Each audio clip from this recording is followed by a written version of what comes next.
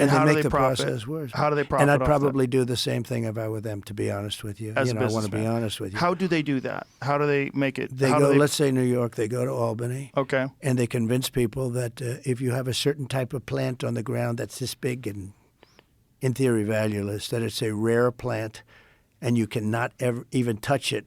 You can't go near it. You can't put a building on it. You can't do anything. Or there's a little puddle and they call it a lake. And you have to go by the standards of a lake. I said, no, that's a puddle. Oh, you have no idea. Guys are filling a little puddle.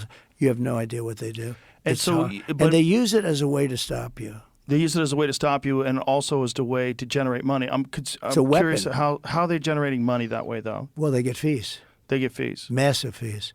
And you pay these guys. People rely on them as experts because they're the people that they go to when they have to run these studies in the first place. But some of them are just bad guys, and they're trying to make it more and more difficult. And they have a lot of power. I think they maybe had more. They didn't have as much with me because I would get through them, and I understood it.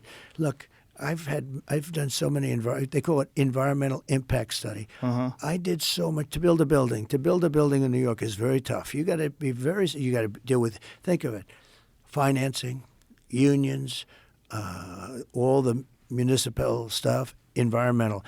Of all of it, to me, the toughest thing was the environmental, because they could stop you cold with the environmental impact study stuff. And you hire a so-called expert. They say, sir, he's the one guy, he can get you through the morass. It's a morass. It's horrible.